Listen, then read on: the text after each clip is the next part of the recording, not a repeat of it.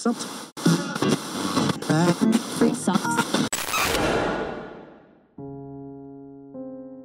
halo semuanya, lo semua lagi dengerin gue, Giri Ardian. Gimana kabarnya? Gue harap baik-baik aja. Gue harap juga hubungan kalian makin sehat setelah lebih dari 50 episode dengerin podcast-podcast kayak gini. Dan gue juga harap buat yang belum punya pasangan bisa makin mudah, atau seenggaknya makin ngerti lah harus ngapain untuk bisa dapet pasangan, untuk bisa deket sama jodohnya. Dan gue harap juga banyak yang bisa diimprove untuk diri kalian sendiri, karena pada akhirnya meskipun kita selama ini lebih banyak ngomongin soal hubungan, intinya adalah gue pengen ngomong untuk lo jangan berhenti belajar, terus juga makin paham dulu nih diri lo sendiri, cinta dulu sama diri lo, supaya nantinya begitu lo punya pasangan, lo bisa lebih ibaratnya bisa lebih baik lah ngejalaninnya gitu. Karena meskipun selama ini kita banyak ngomongin soal hubungan, gue rasa pada akhirnya balik ke diri sendiri gitu loh. Balik ke kebaikan diri kita sendiri gitu. Karena memang kita ngejalin hubungan untuk ibaratnya untuk melengkapi hidup kita juga kan. Jadi balik ke diri sendiri juga. Jadi kalau misalnya ngomongin soal podcast selama ini, meskipun kebanyakan ngomongin soal hubungan, gue pengen kalian juga ngerti bahwa diri kalian tuh perlu belajar banyak hal yang selama ini nggak pernah ada di sekolahan gitu, nggak pernah disuapin ke kita sendiri gitu. Kita perlu mencari tahu, kita perlu menggali, kita perlu mengobservasi sendiri gitu. Sama kayak apa yang lo lakuin selama ini. Gue salut sebenarnya lo dengerin podcast gue, meskipun kadang gue sendiri kerasa kayak wah sebenarnya gue ngomong apa sih gitu.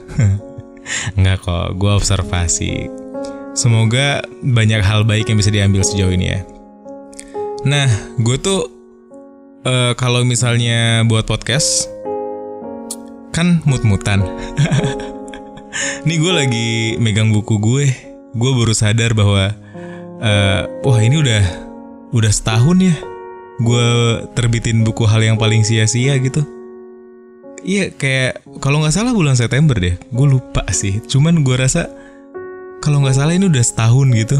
Terus gue jadi baca-baca lagi buku gue jadi ngerasa, wow, beneran nih setahun yang lalu gue bisa nulis kayak gini. Gue jadi heran sama diri gue sendiri gitu. Wah, keren juga lo Ger. Gitu gue pengen ngomong gitu tuh nggak sih? So basically gue hari ini pengen gue pengen mengutip omongan gue setahun yang lalu yang gue tulis di hal yang paling sia-sia. Buat yang belum beli bukunya atau baca bukunya, ini kayak sneak peek bisa dibilang gitu. Cuman gue pengen nyampein lebih banyak aja berkaitan sama apa aja yang gue bahas di bab-bab pada buku itu gitu. Ya sekalian biar memancing lo untuk membeli buku ini, karena nggak tahu, gue rasa stoknya makin menipis ya. Jadi kalau misalnya mau beli, buruan dari sekarang. So, gue mau bacain dari halaman berapa nih? 19. Nggak banyak.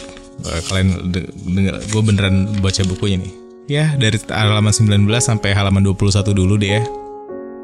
Ini dari bab judulnya Melupakan Merelakan. So enjoy.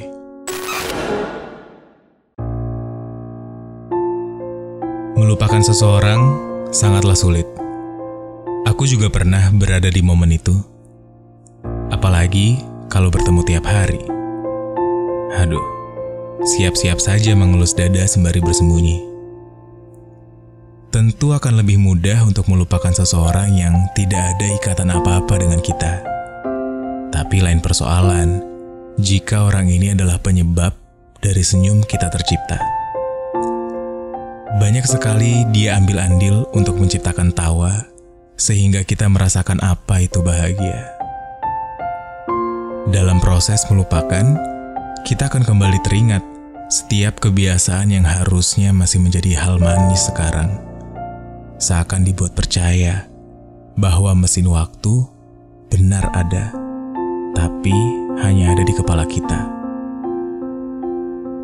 Orang lain tidak tahu bagaimana hanya dengan melihat bunga yang kini layu sisa pemberiannya dulu, Kala ulang tahun, wisuda, atau sekadar pemanis di tanggal jadian, kita seperti dibawa masuk ke lorong waktu yang mengantarkan kita pada senyumnya, pada tingkah konyolnya, pada saat pertama kali dia melakukan hal yang meluluhlantahkan hati kita. Sayangnya, mesin waktu ini belum tercipta dengan sempurna. Tidak ada pilihan untuk menolak kembali ke masa lalu. Pilihan menuju ke masa depan pun belum ada, karena memang kita tidak berpikir ke arah sana. Untuk itu kamu harus mengerti bahwa mesin waktu di kepalamu ini harus diajarkan untuk segera tahu tak ada gunanya kembali ke masa itu. Sudah waktunya untuk mengganti haluan. Masa depan katanya jauh lebih indah. Jadi bolehkah kita menuju ke sana saja? Aku akan jadi orang pertama yang menyemangatimu untuk segera mengganti haluan ke sana. Tak hanya memberi semangat, aku akan juga memberitahu caranya.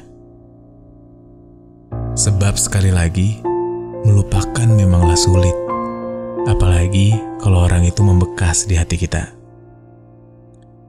Kadang kita akan merasa hidup ini tidak adil. Bagaimana bisa kita begitu mudah melupakan hal lain, tapi tiap rinci dari dirinya tak pernah absen singgah ke pikiran kita.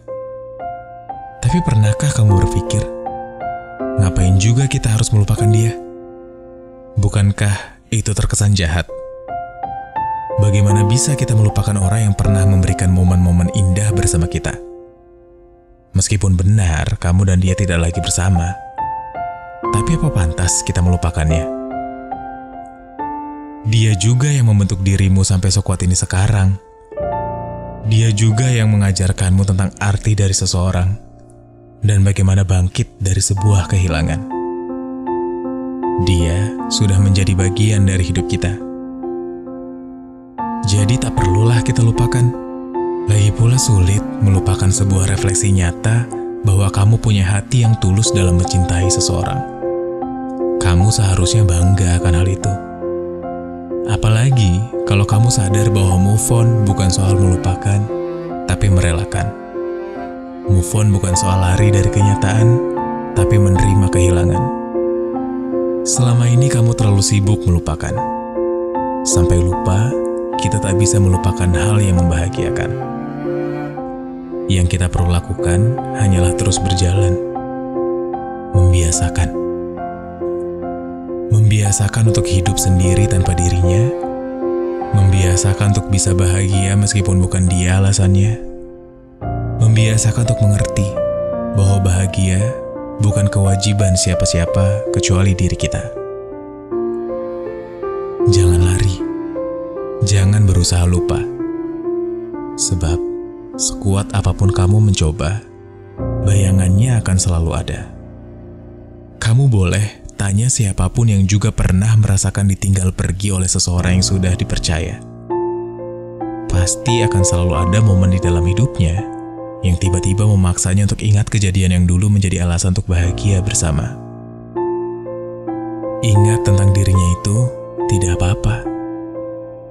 Biasakan hal tersebut, dan kamu akan merasakan move on yang sesungguhnya.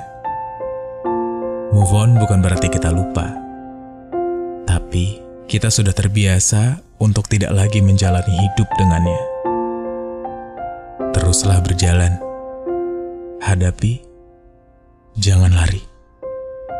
Sampai kamu berada di titik, di saat mendengar namanya, hatimu biasa saja.